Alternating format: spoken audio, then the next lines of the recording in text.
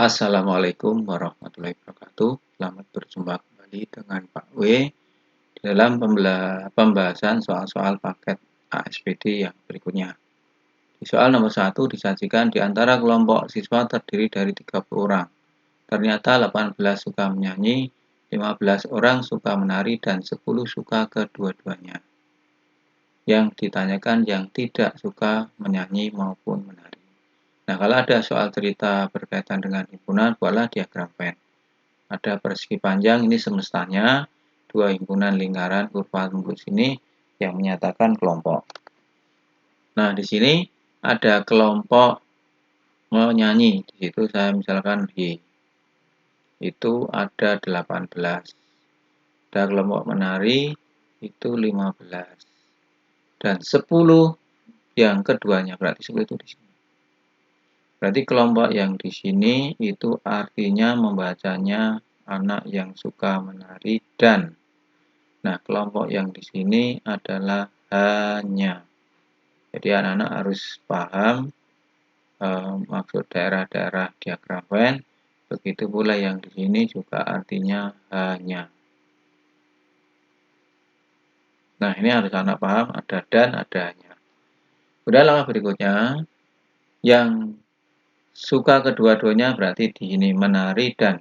Maka yang ini sisanya dari yang ada situ yang menyanyi 18, maka kalau gitu 18 dikurangi 10. Oh, berarti ini ada 8. Kemudian yang menari ada 15 sisanya. 15 dikurangi 10, berarti ada 5.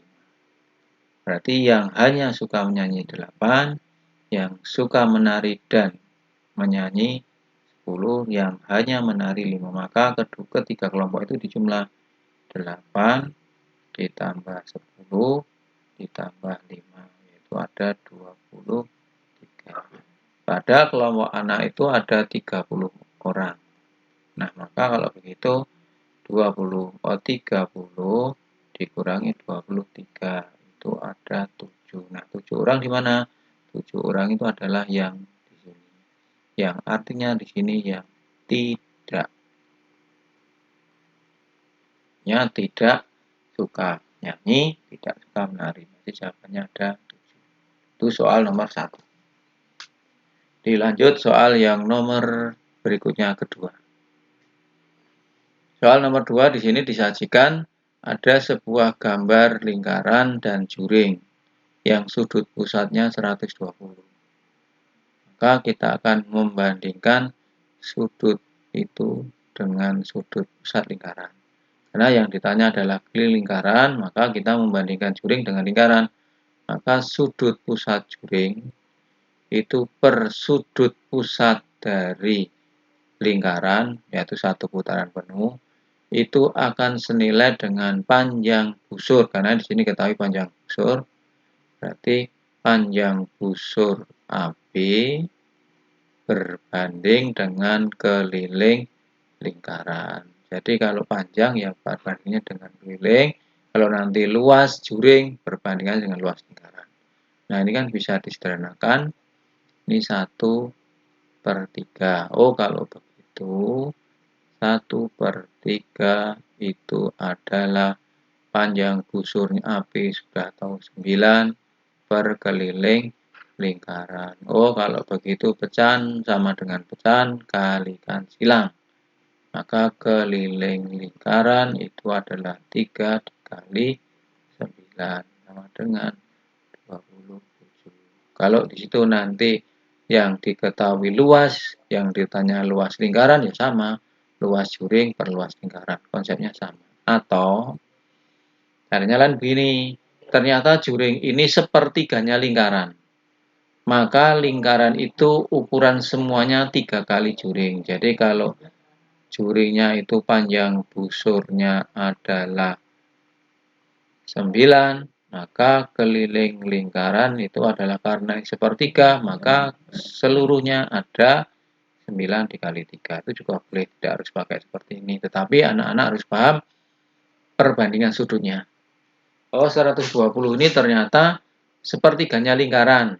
Maka luasnya atau kelilingnya lingkaran itu 3 kalinya. Kalau nanti ini 1/4 lingkaran, berarti kalikan 4. Itu soal nomor 2. Soal nomor 3. Disajikan ada garis GE dan AC sejajar.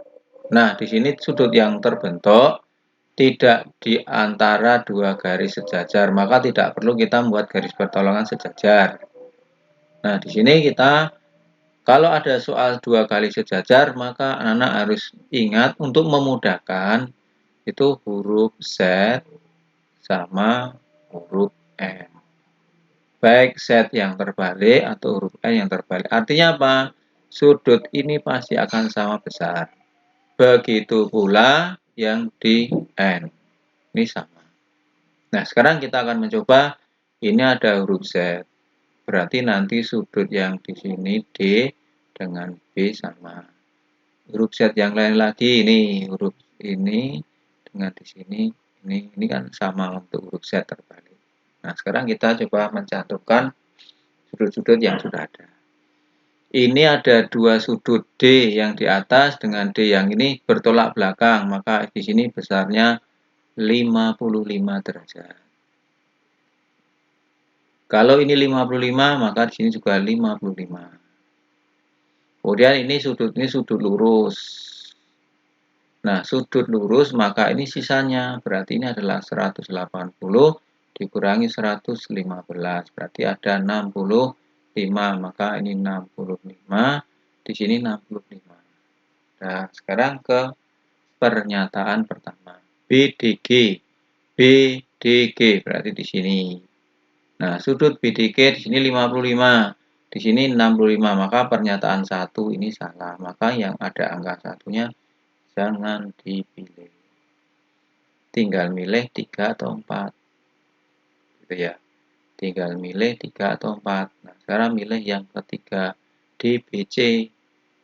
DBC. Oh, ini 55. DBC 50. Berarti ini salah. Oh, kalau itu salah, yang ada 3-nya jangan dipilih. Jadi jawabannya D. Nah, itu cara menjawab berkaitan dengan sudut yang melibatkan dua garis sejajar. Kemudian soal nomor 4. Nomor 4 diketahui fungsi kuadrat. Ini adalah fungsi. Fungsi kuadratnya adalah H. T itu adalah 40T dikurangi 4T kuadrat. Di situ dinyatakan ada 4 pernyataan. Kemudian untuk menjawabnya, sekali lagi anak-anak tinggal milih aja yang menurut anak mudah. Kalau di sini saya mau mudah nomor 4. Ketika 3 detik, maka T-nya diganti angka 3. Oh, berarti pernyataan yang keempat itu kalau ditulis berarti ini. Oh, kalau hanya T-nya diganti 3, itu berapa? Berarti ini 40 kali 3 dikurangi 4 kali 3 kuadrat. Oh, berarti ini 120 dikurangi ini 9 kali 3, 36. Maka nilainya 4. Ini 19 berarti 164. Padahal di sini ketika T-nya 3 kok 100 berarti ini salah. Maka yang ada 4-nya jangan dipilih. Nah, berarti kalau begitu ini juga salah. Mengapa? Karena ternyata pernyataan keempat benar di sini kan hanya 1, berarti salah. Jawabannya. Jadi langsung. Jadi pernyataan keempat, oh maaf, belum selesai ya. Karena ternyata yang 4 itu salah. Bentar. Oke, belum bisa jawab sana. Nah, sekarang apakah hanya 1? Nah, untuk menghindari 1 di sini, saya menjawab yang ketiga. Apakah hanya 1? Berarti kalau 1 yang benar, 3-nya harus salah. Kita coba yang ketiga, pernyataan ketiga. Pernyataan ketiga, T-nya diganti 2. Maka kalau H2, itu berarti sama seperti tadi 4. 40 dikali 2 dikurangi 4 kali 2 kuadrat. Maka ini muncul 80 dikurangi 4 kali 4, 16. 80 dikurangi 16, 60. Ternyata ini benar. Maka yang hanya 1 ini salah. Maka jawabannya A. ini sekali lagi fungsi kuadrat. Ini seperti tadi yang sumbu simetri, yang pembahasan soal-soal paket sebelumnya. Ini sama saja, tinggi akan maksimum jika sumbunya sumbu simetri. Itu nomor 4. Nomor 5. Perbandingan Angga berbanding Brian itu 3/4. Kemudian Brian berbanding Catur itu 2/3. Jika ada 2 perbandingan, untuk memudahkan menjawab, saya harus menjadikan 1. Berarti nanti Angga berbanding Brian berbanding Catur, jadikan 1. Nah, dari perbandingan 2 tadi, ada yang sama orangnya Brian. Nah, kemudian kita lihat angkanya. Ini 4, ini 2. Maka 2 dan 4 dijadikan angka yang sama, KPK. Nah, KPK dari 2 dan 4 berapa? Ya, 4 sendiri. Maka perbandingan yang pertama tidak berubah, maka ini tetap. Nah, di kedua ini ada perbedaan. Tadi di sini angkanya 2 jadi 4, maka ini saya kalikan 2. Maka kalau begitu bilangan perbandingan di yang kedua kalikan 2 semua. Sehingga 3 kali 2. Nah, ini perbandingan 3 orang yang jadi 1. Kemudian ke kalimat berikutnya. Jika jumlah umur Angga dan Brian 35. Nah, kemudian langkah berikutnya, dari perbandingan Angga dan Brian, ini saya jumlah. Dijumlah ternyata hasilnya 7. Oh, kalau begitu, 7 itu senilai dengan 35 tahun. Karena dari soal itu. Yang ditanya selisih tempatnya Angga dan Catur. Nah, ini Angga dan Catur selisihnya adalah 3. Oh, kalau begitu. Kalau 3, ini berapa tahun? Nah, karena ternyata dari 7 menjadi 35 dikali 5. Maka pernyataan yang bawahnya ngikuti. Berarti 3 dikali 5 berarti 15 tahun. Nah, ini jawabannya ada di option D. Nah, ini pembahasan soal nomor 1 sampai soal nomor 5. Nanti dilanjut ke pembahasan soal-soal berikutnya.